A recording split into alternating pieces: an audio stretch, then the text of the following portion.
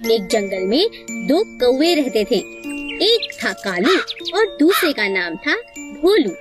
दोनों मिलजुल कर साथ साथ रहते थे, लेकिन उनमें से कालू बहुत चालाक और हट्टा-कट्टा था और बेचारा भोलू जैसा नाम वैसा ही सीधा और सादा था। एक दिन कालू और भोलू में बहस हो गई।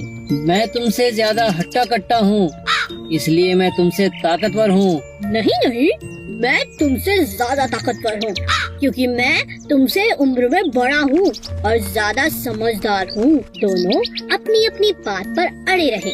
कालू कहता है कि वह ताकतवर है और भोलू कहता है कि वो ताकतवर है।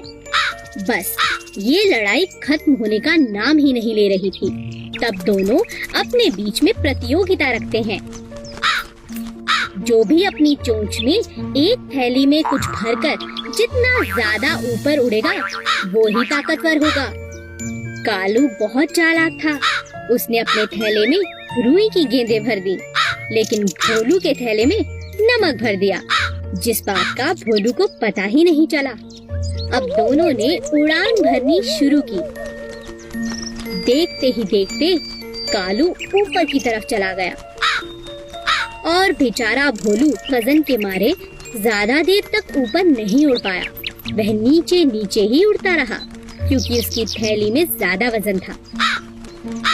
तभी अचानक बहुत तेज बारिश होने लगी। कालू बहुत परेशान हो गया, क्योंकि रुई की गेंदें बारिश के पानी की वजह से भारी हो गई थी, जिसकी वजह से उसका थैला भी भारी हो गया था। उसे उड़ने में बहुत परेशानी होने लगी। लेकिन भोलू को बारिश अच्छी लगने लगी, क्योंकि बारिश के कारण उसका थैला अब हल्का हो गया था, क्योंकि बारिश के कारण उसके थैले में रखा नमक घुलने लगा था। अब भोलू ऊपर उड़ने लगा और उसने चुनौती भी जीत ली। हमें किसी को धोखा नहीं देना चाहिए। आलसी तोता। एक पेड़ पर दो तोते रहते थे, किट्टू और मिट्ठू। एक बहुत आलसी और दूसरा बहुत ही समझदार था। एक दिन समझदार तोते ने देखा कि पेड़ की जड़ से एक बेल निकल गई है, जो पेड़ का सहारा लेकर चढ़ती जा रही है। अरे देखो, हमारे पेड़ पर एक बेल ऊपर की तरफ आ रही है। चलो मिलकर इसे काट दें।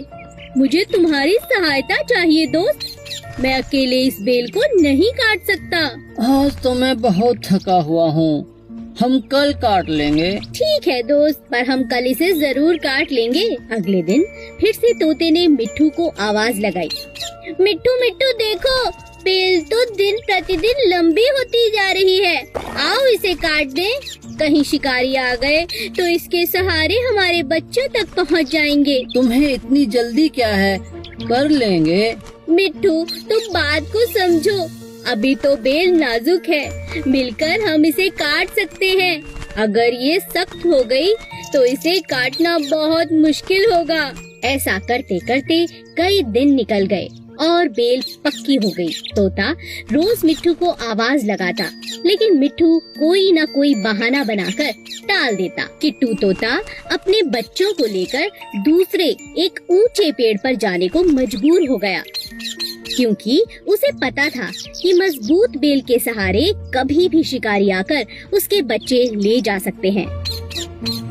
मिट्टू, मैं अपने बच्चों के साथ दूसरे एक ऊंचे पेड़ पर रहने जा रहा हूँ। क्या तुम भी चलोगे? यहाँ रहना सुरक्षित नहीं है। मिट्ठू तोता आलसी होने की वजह से हर काम कल पर टालता रहा। इसी तरह एक दिन जब शिकारियों की नजर मिट्ठू के बच्चों पर पड़ी, तो उन्होंने मजबूत बेल पर चढ़कर मिट्ठू के बच्चों को उठा लिया। अंत में मिट्ठू को अपने आलसीपन के कारण बहुत पछताना